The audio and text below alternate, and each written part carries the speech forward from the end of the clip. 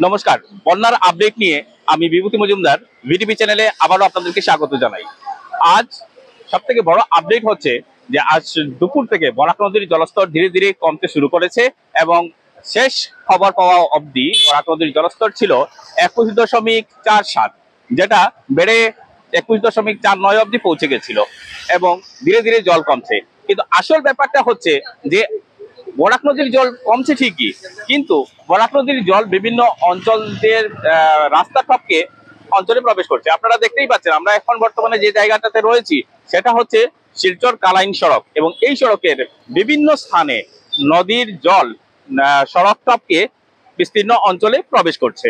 আমরা এখানে বলে রাখি, এই জল আজ সকাল থেকেই এইভাবে প্রবেশ করছে এবং এর ফলে এই আমরা বর্তমানে এখন যে জায়গাটাতে রয়েছি সেটা হচ্ছে জাটিঙ্গার পয়েন্ট থেকে অল্প আগে, এবং আমরা যতটুকু জানি যে এই সড়কের আরো অন্তত 8-10টি জায়গাতে ঠিক এই কিভাবে জল প্রবেশ করছে। আর এখন এই জল প্রবেশ করে আমাদের পাশেই রয়েছে জয়নগর বা জিপি।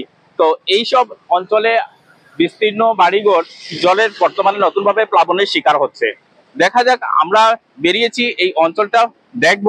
বিশেষ করে এখানে যেটা পুরাতন বড়খলা বর্তমান শিলচর সমষ্টি এবং সঙ্গে এদিকে বড়খলা সমষ্টিও রয়েছে। তো এইসব অঞ্চলে কোথায় কতটা বন্যার জল প্রবেশ করেছে এবং কতজন লোক বা কিভাবে এফেক্টেড হচ্ছেন, আমরা তার যতটুকু সম্ভব চিত্র আজ আপনাদের সামনে এই রিপোর্টের মাধ্যমে তুলে ধরার চেষ্টা করব। ধন্যবাদ, সঙ্গে থাকুন।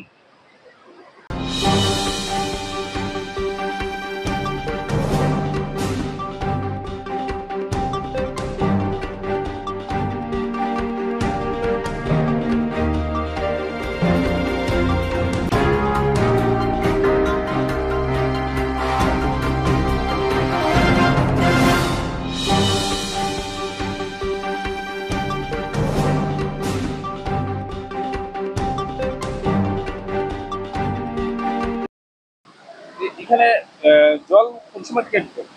রাত্রে ঠিক 12টার সময় থেকে জল ঢুকা শুরু হয়েছে। এই জায়গাটার নাম কি? সরাইল্যান্ডের মুখ। সরাইল্যান্ডের মুখ। এই জলটা বরাকের জল ডাইরেক্ট? ডাইরেক্ট বরাকার জল ঢুকে থাকে। এইদিকে মানে ওই পাটটা কোন সময় ঢুকছে? সকাল দিকে থাকে, কালকে সকাল দিকে থাকে। হ্যাঁ, আর রাতে 12টা থেকে নদী পাইবি, নদী ও রাস্তা পাড়ি এদিকে গেছে। এর আগে কি এখানে জল আসতো না? এর আগে এদিকে না, কোনো জল নাই। ওই এই জল ঢুকে এই সব আমরা যে জল দেখলাম এটা। জি জি জি।